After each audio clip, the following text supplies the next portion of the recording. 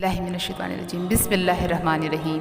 सूरह कहफ। हम इस सूरह को सिर्फ गार वालों का वाक़या समझते हैं, मगर असल मुद्दा जो है उसकी तरफ किसी की नज़र ही नहीं गई। इस सूरह का सेंट्रल आइडिया ये कह सकते हैं कि अल्लाह ताला इस दुनिया में लोगों को 8 तरीके के हालात से आज़माते हैं: इज़्ज़त, ज़िल्लत, सेहत, बीमारी, नफ़ा, नुकसान, खुशी, गम।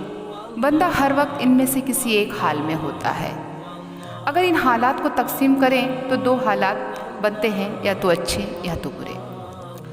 तो इस तरह 2 पेपर बने, एक शुक्र का पेपर और दूसरा सब्र का पेपर। अगर बंदे ने अच्छे हालात में शुक्र किया तो इस पेपर को पास किया, और अगर नाशुक्री की तो इस पेपर को फेल किया, और अगर सब्र के पेपर में सब्र किया तो पास हुआ, और बेसब्री दिखाई तो फेल हो गया।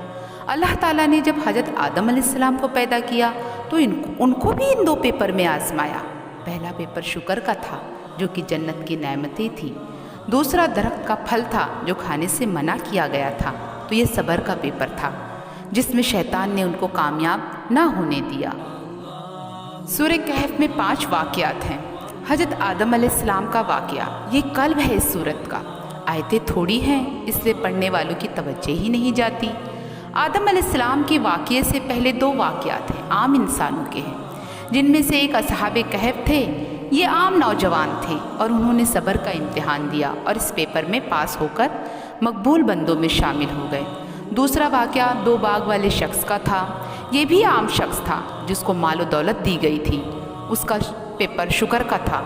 उसने नेमतों पर नाशुक्री की तो फेल हो गया। इसके बाद आदम अलैहिस्सलाम का वाक़या है, और फिर 2 वाक़यात खवास हैं।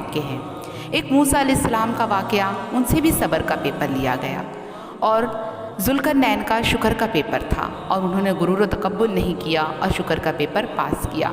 इसी तरह अल्लाह ताला औलाद आदम से भी सब्र और शुक्र के पेपर लेते रहते हैं। इस सूरह को दज्जाल से हिफाजत के लिए पढ़ने का ज़िक्र अहादीस में आता है।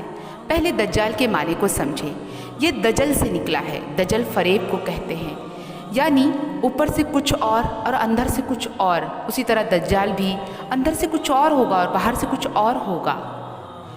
आज के दौर में ईमान और मादियत की एक जंग चल रही है। अब इस दौर में अगर अपना ईमान बचाना है तो हमें भी कहफ में घुसना होगा।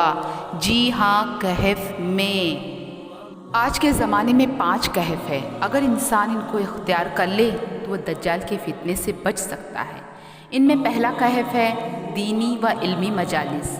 जो उनसे जुड़ जाए वो अपना ईमान बचाने में कामयाब हो जाता है। दूसरा कुरान वालों की सोहबत। जो लोग कुरान वालों की सोहबत इख्तियार कर लेते हैं वो लोग ज़माने के फितने और फसाद से महफूज हो जाते हैं। तीसरा दावत व तबलीग का काम। ये भी एक कहफ के मानिंद है।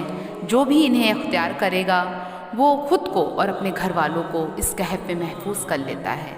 चौथा कुरान के साथ गहरा ताल्लुक़। जो कुरान के साथ गहरा ताल्लुक़ जोड़ लेता है, उसे पढ़ना, सीखना, समझना, उस पर अमल करना शुरू कर देता है, वो भी अपना दीन बचा ले जाता है और कुरान उसके लिए कहफ बन जाता है। 5वां मक्का और मदीना। ये 5वां कहफ है। अहादीस के मुताबिक जो भी इनमें दाखिल हो जाए वो भी दज्जाल से महफूज रहेगा। तो ये 5 कहफ हैं जिनमें दाखिल होने से इंसान अपना ईमान बचा लेता है और दज्जाल से महफूज हो जाता है।